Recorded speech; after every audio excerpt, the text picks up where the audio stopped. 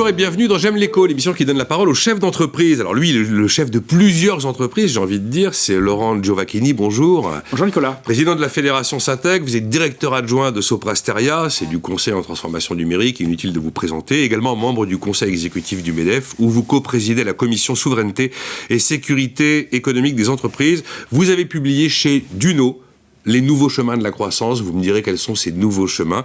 La Fédération Syntec regroupe des syndicats professionnels qui sont spécialisés dans l'ingénierie, le numérique, le conseil, l'événementiel et également la formation professionnelle. 80 000 entreprises au total, 910 000 salariés, quasiment tous bac plus 5 ou plus, ou au-delà. L'industrie de la connaissance.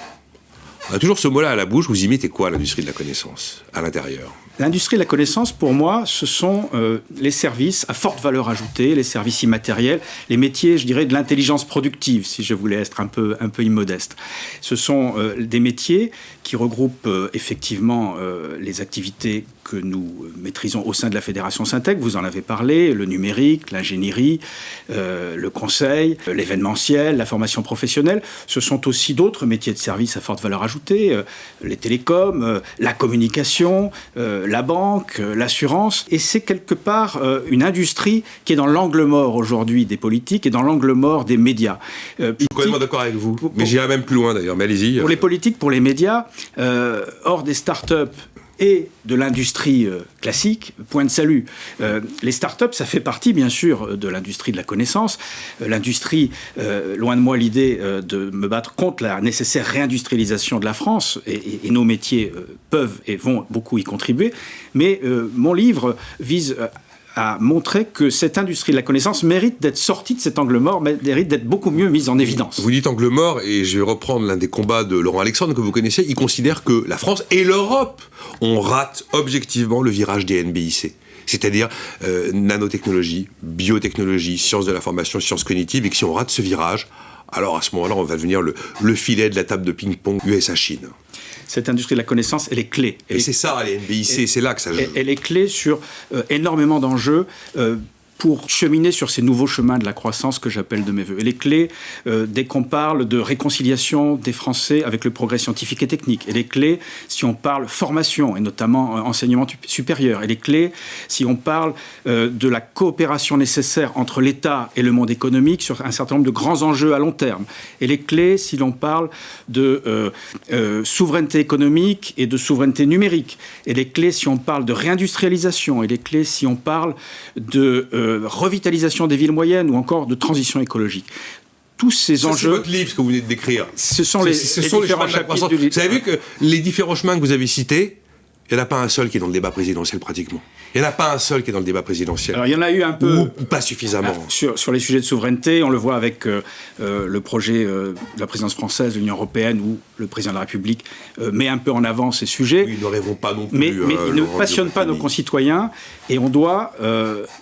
s'interroger sur les raisons pour lesquelles nos concitoyens ne se reconnaissent pas là-dedans. Surtout pourquoi ils doutent. Ils doutent. Certains préfèrent l'idée de la décroissance à celle du progrès technique et de la science qui pourrait répondre à nos enjeux. Absolument. Alors le progrès scientifique et technique, moi quand j'étais jeune, il était une donnée indépassable. On allait vers un monde de plus en plus prospère, de plus en plus sûr, de plus en plus démocratique grâce au progrès scientifique et technique. Aujourd'hui, on doit faire la preuve que la science et la technique apportent un réel progrès.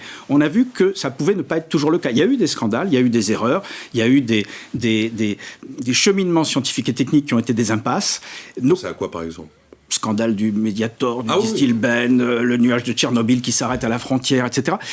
On doit montrer que le progrès, il doit être mis au service des grandes causes qui sont celles du XXIe siècle. À commencer évidemment par la décarbonation de l'économie et la transition écologique. Et ça, c'est sans doute ce qui fait que nos concitoyens, nos compatriotes, plus en France que dans le reste de l'Europe, plus en Europe que dans le reste du monde, doutent de ce progrès scientifique et technique. On a vu le chemin laborieux qu'il a fallu faire pour convaincre les Français de se faire vacciner avec ces craintes irraisonnées, avec ce sentiment qu'on leur racontait des bobards, etc. Donc c'est vraiment la première chose pour que cette industrie de la connaissance émerge dans l'opinion et peut-être un jour dans un débat présidentiel peut-être pas celui-là, en tout cas de mettre fin à l'athéisme par rapport... De retrouver auprès de nos compatriotes cet intérêt pour la science et la technique. Et on n'en prend pas complètement le chemin, parce que quand vous voyez en matière d'éducation ce qui se passe, on a supprimé au lycée les premières S, les terminales S. Oui. On a mis à la place un tronc commun, formidable, et des options qu'on peut choisir comme on le souhaite. A priori, c'est très bien, ça permet aux gens d'aller à l'école en étant contents de choisir une option qui correspond à ses goûts. Combien de gens choisissent l'option mathématique aujourd'hui ou des options en rapport avec le numérique? Très peu. Et à l'intérieur de ceux qui le choisissent, 95% de garçons. Comment voulez-vous que nous allions ensuite nourrir nos écoles d'ingénieurs, nos filières numériques à l'université, nos écoles de management, pour constituer cette industrie de la connaissance au niveau nécessaire pour rivaliser avec la concurrence internationale. Donc on a un énorme sujet en France d'enseignement supérieur, d'éducation au progrès scientifique et technique. Encore un chemin de la croissance qui n'est pas évoqué pendant la campagne présidentielle. Un de plus, j'ai envie de dire. La pénurie d'ingénieurs, ça vous inquiète? La pénurie de main-d'œuvre, ça vous inquiète? J'ai l'impression qu'en fait, c'est plus grave qu'on ne le pense. C'est d'autant plus grave que c'est une perte de chance, une perte d'opportunité pour notre pays. On a coutume de créer, nous, la branche Syntec, 60 000 emplois nets par an. Vous disiez qu'on était pratiquement 1 million. Ça augmente de 50 à 60 000 emplois nets par an. Et comme nos politiques ne regardent pas les trains qui arrivent à l'heure et qui pourraient arriver en avance, ça n'intéresse pas grand monde qu'on puisse en créer éventuellement 100 000 ou 150 000 par an si les conditions étaient réunies, s'il y avait beaucoup plus de filières de formation, si le cadre social et fiscal était encore amélioré, même s'il s'est amélioré. Mais surtout, si j'avais chez Soprasteria, j'ai 20 000 personnes en France, si j'en avais 1 000 ou 2 000 de plus, instantanément, je saurais les employer. On a un problème de pénurie, notamment dans des filières numériques, dans les filières de la cybersécurité, de la data science, dans des filières du machine learning, du deep learning, etc., l'intelligence artificielle. On est bien placé, on a des écoles de qualité, on a un problème de quantité associée à cette qualité, et puis surtout, on n'encourage pas les lycéens, et encore moins les lycéennes, ce qui fait qu'on se prive de la moitié du vivier, à venir dans ces débouchés, qui sont pourtant les endroits où il y a le maximum de débouchés. Je discutais sur l'antenne de BFM Business il n'y a pas tellement longtemps avec Jean-Marc Vittori des Échos, qui disait « L'école est probablement le premier problème économique de la France ». Vous, je sais que vous êtes très sensible au fait que les progrès que l'on doit faire dans ce que vous décrivez, dans ces chemins de la croissance, ils devront être européens et pas uniquement franco-français. Vous imitez un enjeu de souveraineté.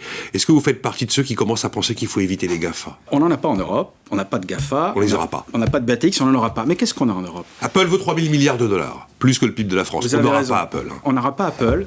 On a des grandes entreprises de services du numérique. Soprasteria en études, Capgemini, Atos. On a des grands éditeurs de logiciels, SAP en Allemagne, Dassault Systèmes en France. On a des grandes entreprises stratégiques comme Thales.